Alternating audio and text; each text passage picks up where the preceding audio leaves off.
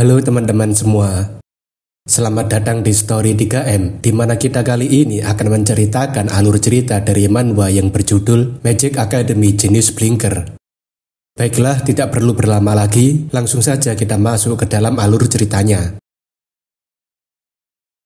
Pada chapter sebelumnya, Hong Byon dan Flem telah digabung oleh sekelompok skeleton yang dibangkitkan oleh seorang necromancer.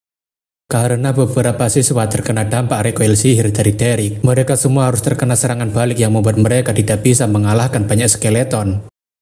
Flem yang masih bertahan tentunya merasa jika situasi ini sungguh gawat, sebab mana miliknya juga sudah hampir mencapai batasnya untuk menahan para skeleton ini. Situasi juga semakin buruk karena tidak ada yang bisa membantunya untuk mengulur waktu dan membuatnya bisa mengisi ulang sihirnya. Terlebih lagi, pasukan skeleton ini terlalu banyak untuk dirinya tangani seorang diri, bahkan dirinya tidak yakin bisa menahan salah satu serangan skeleton. Para skeleton yang menyadari jika Flem sudah hampir kehabisan mana, tentunya langsung mencoba untuk menyerangnya selagi ada kesempatan. Flem yang sudah hampir mencapai batasnya tentunya berpikir, apakah dirinya akan mati di sini sebelum bisa melihat akhir dari dunia ini. Namun sebelum para skeleton itu mencapai Flem, tampaknya para skeleton itu berhenti bergerak seperti sedang mematung.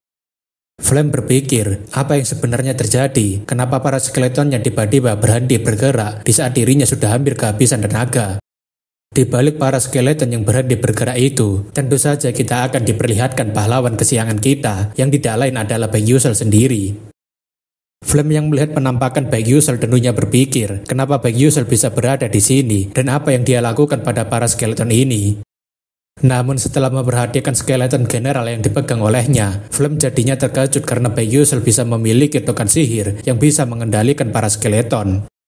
Skeleton general jauh lebih kuat dibandingkan skeleton pada umumnya, dan biasanya skeleton general dijaga oleh para skeleton tingkat elit.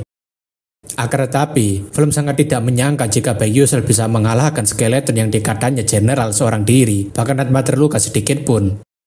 Flem sebenarnya tidak mau mempercayai kenyataan ini, tapi berkat Baek Yuseol dirinya masih bisa bertahan hidup untuk saat ini. Jeolwang berterima kasih pada Baek Yuseol karena telah menyelamatkan mereka di saat genting, dan Baek Yuseol mengatakan tidak masalah. Aisel yang selalu penasaran dengan Baek Yuseol tentunya menanyakan bagaimana Baek Yuseol bisa mendapatkan kepala skeleton general. Baek Yuseol mengatakan dirinya tidak sengaja melihat ada kepala nongol, jadi dirinya langsung mengambilnya saja. Tapi dalam hati, Baek Yuseol tidak mungkin mengatakan dirinya menunggu skeleton general muncul. Daripada itu, Baek Yuseol menyarankan agar mereka segera menyusun rencana, karena bisa menjadi sangat rumit jika necromancer itu mengabaikan skeleton general dan mengendalikan skeletonnya secara langsung. Jeolwang menanyakan apakah dia memiliki rencana, dan Baek Yuseol mengatakan saat perjalanan kemari, dirinya melihat necromancer itu sudah mengambil kendari area di dekat base camp dan melarikan diri dari pengepungan ini hampir mustahil. Menurut Baek Yuseol, satu-satunya cara yang bisa mereka lakukan untuk selamat dari pengepungan necromancer itu adalah dengan mengalahkan necromancer itu sendiri. Jeolwang dan Bandion tentunya menanyakan apakah dia sudah gila, apakah orang ini menyuruh mereka untuk masuk ke kandang buaya untuk keluar dari kandang singa. Baek Yuseol mengatakan meskipun necromancer memiliki kemampuan yang sangat kuat, tetapi tubuh utamanya sendiri sangatlah lemah, dan area yang diambil necromancer itu sudah terlalu luas, jadi mereka cuma bisa kabur setelah menyerang intinya. Pasukan penjaga necromancer saat ini terdiri dari 1 skeleton general, 6 skeleton elit, dan 50 skeleton biasa, tapi jumlah itu akan semakin besar seiring berjalannya waktu, jadi cuma ini satu-satunya kesempatan bagi mereka.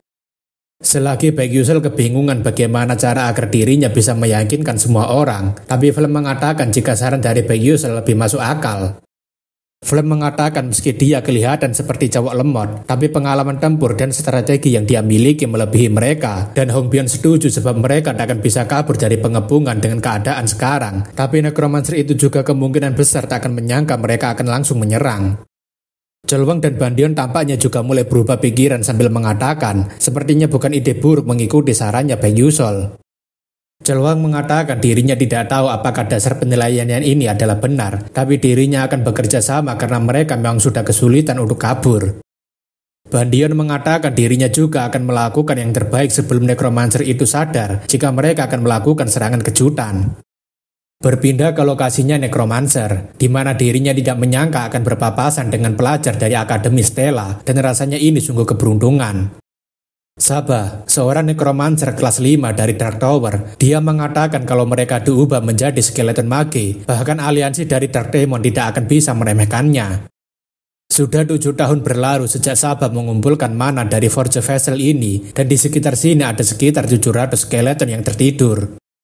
Dengan pasukan yang telah dirinya kumpulkan selama 7 tahun lamanya, Sabah yakin jika dirinya tidak akan bisa dikalahkan oleh siapapun, dan akan ada yang bisa meremehkannya lagi. Namun baru saja merasa sangat percaya diri, Sabah sangat terkejut karena inderanya tiba-tiba terputus dari salah satu skeleton general. Sabah berpikir, apakah ada seseorang yang telah mengalahkan skeleton general dan mengambilnya, tapi dirinya tidak menyadari pertarungannya sama sekali. Namun selagi Sabah kebingungan dengan apa yang sedang terjadi, tampaknya seseorang langsung memberikan serangan dadakan padanya. Meskipun Sabah sangat terkejut dengan serangan sihir dadakan barusan, tapi dirinya masih sempat mengeluarkan sihir perisai tulang untuk menghalangi serangan sihir tersebut. Sabah tidak menyangka jika tulang yang terbuat dari sihir kelas 4 bisa diretakkan hanya dengan sihir seperti itu, tapi dirinya juga tidak akan membiarkan orang itu lolos darinya. Namun baru saja Sabah akan mengeluarkan sihir serangannya, tampaknya dia harus dikejutkan lagi dengan serangan sihir dadakan yang dilancarkan oleh Hong Bion dari jarak jauh. Serangan Hong Bion benar-benar sangat kuat, bahkan serangan sihir api tersebut bisa dikatakan cukup mirip, seperti semburan gunung berapi. Akan tetapi, Sabah tampaknya masih bisa melindungi dirinya dengan menggunakan perisai tulang miliknya, meskipun perisai tulang tersebut juga harus ikutan hangus. Sabah mengatakan dirinya benar-benar sudah lengah hanya karena mereka adalah bocah-bocah yang sudah kehabisan tenaga, terlebih dia tidak menduga bahwa mereka akan melakukan serangan balik. Meskipun mereka hanyalah pelajar, tetapi mengingat mereka berasal dari Akademi Stella, maka dirinya tidak boleh meremehkan mereka.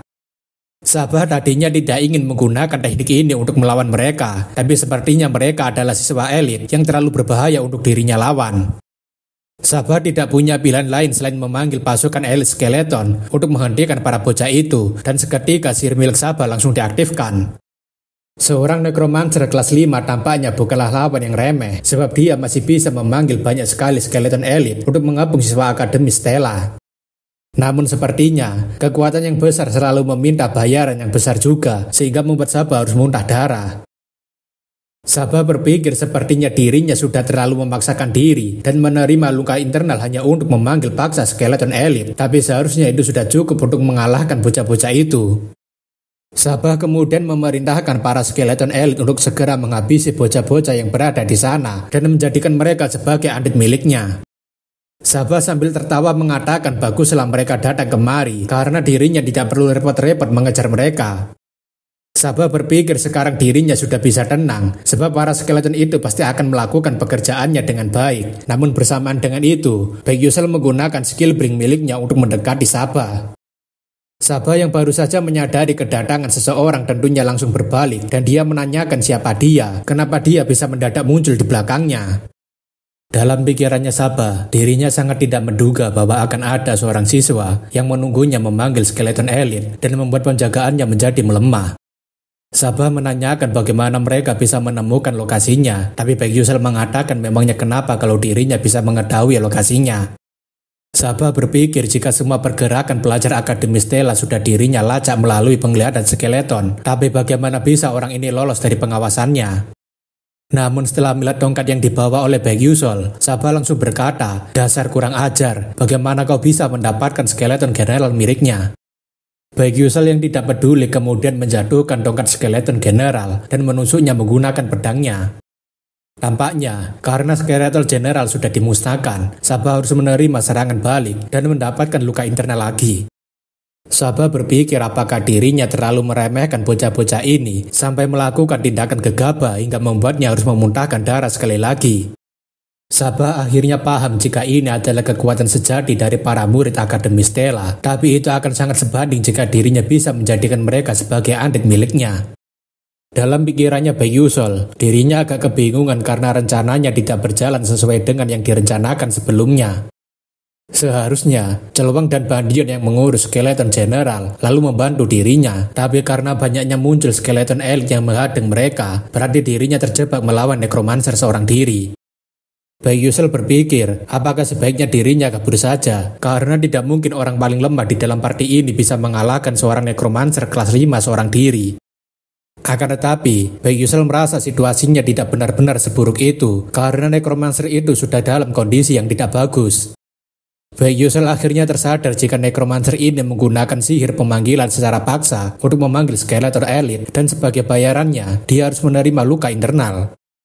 Meskipun dirinya adalah orang yang paling lemah, tapi Baek Yusel merasa jika tidak ada salahnya dirinya mencoba untuk melakukan apa yang seharusnya dirinya lakukan. Di sisi lain, Hong Bion sedang disibukkan melawan Bulan Skeleton dan juga Skeleton Elite yang terus menghalangi jalannya. Hong Bion berpikir ini sungguh gawat karena dirinya harus segera mengurus monster-monster ini lalu berkumpul dengan Baek Yusel. Arus Wang mengatakan ada keadaan darurat karena Baek Yusel sekarang melawan necromancer itu sendirian tanpa ada yang membantunya. Hong Bion tentunya sangat terkejut karena tidak mungkin Baek Yusel bisa mengalahkan necromancer kelas 5 hanya seorang diri. Hong Bion rasa ini sangat mustahil bagi Baek Yusel yang hanya seorang penyihir kelas 1 untuk melawan necromancer kelas 5, tapi sepertinya pertarungan Baek Yusel sudah sangat sengit. Hong Bion berkata di dalam hatinya agar Baek Yusel tidak mati karena dirinya tidak akan memaafkannya jika dia mati duluan. Kembali ke tempatnya Baek Yusel, di mana dia sekarang sedang sibuk bertarung melawan Saba yang masih memiliki kekuatan yang cukup besar.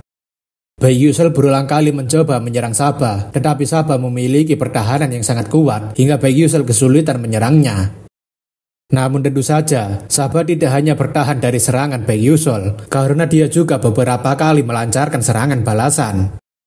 Untung saja, Baek Yusel masih bisa menghindari serangan Saba dengan menggunakan skill blink miliknya dan langsung berpindah ke arah Saba. Saba tentunya merasa sangat sial karena dirinya tidak menduga akan ada seorang siswa yang bisa menggunakan sihir blink berulang kali tanpa terkena efek sampingnya.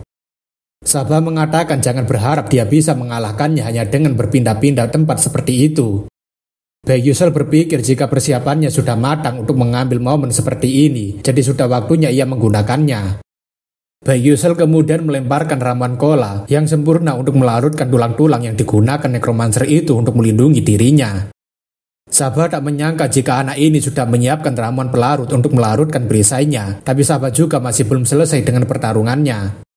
Saba kemudian mengeluarkan sihir tulang penusuknya, namun Baek Yusel dengan mudahnya langsung menghindari serangannya menggunakan blink. Karena Saba lengah dengan posisinya, Baek Yusel yakin jika inilah kesempatannya untuk memberikan serangan kejutan pada necromancer ini. Namun sepertinya, semua ini memang sudah direncanakan oleh Saba, dan tampaknya Saba sudah menunggu momen di mana Baek Yusel menyerangnya dari belakang. Tanpa diduga, Saba mengeluarkan serangan tombak tulang dari dalam tanah, dan membuat kaki Baek Yusel harus mendapatkan luka yang cukup serius.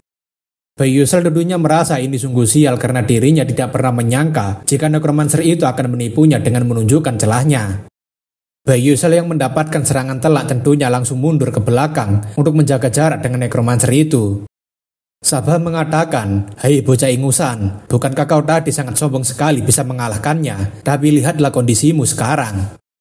Baek Yusel berpikir meskipun seorang necromancer kelas 5 sudah diperlemah, namun tetap saja seorang necromancer kelas 5 bukanlah lawan yang mudah baginya. Akan tetapi, Baek Yusel menyadari jika kemampuan necromancer kelas 5 orang ini hanya sebatas ini saja, dan dia tidak akan mampu menggunakan sihir necromancer yang lebih besar lagi. Baek Yusel yakin jika necromancer ini juga sudah kelelahan, dan kalau dirinya bisa terus mendesaknya, maka dirinya masih memiliki peluang untuk menang. Akan tetapi, rasa sakit yang dirinya terima membuatnya sulit untuk menyalurkan mananya, yang artinya dirinya tidak akan bisa melakukan pembatalan gerakan blink sesuka hatinya. Namun setelah dipikirkan lagi, Baek Yusel tampaknya mengingat cara yang harus dirinya lakukan untuk bisa selamat atau mengalahkan necromancer ini. Saba mengatakan dirinya sangat senang melihat wajah sombong anak ini berubah menjadi putus asa setelah mendapatkan luka yang sangat serius seperti itu. Saba mengatakan dirinya akan membantunya untuk menghilangkan rasa sakit ini selamanya dan membuatnya tidak akan pernah merasakan rasa sakit sama sekali.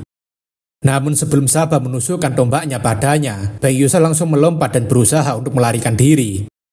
Saba tentunya tertawa dengan sangat keras karena dirinya begitu senang melihat wajah siswa Akademi Stella ketakutan sambil kabur darinya, jadi dirinya akan menikmati hiburan ini. Baek Yusel berpikir tinggal sedikit lagi sebelum dirinya bisa meraih tempat yang seharusnya bisa membantunya untuk membalikan situasi ini. Saba sambil tertawa mengatakan tindakan itu sia-sia karena mau sejauh apapun dia merangkak, dirinya akan mengikutinya dari belakang. Sava mengatakan apakah sebaiknya dirinya langsung membunuhnya dan menyudahi semua hiburan ini. Akan tetapi, Baek Yusil sambil tersenyum mengatakan, sayangnya dirinya yang akan menang dalam pertarungan kali ini.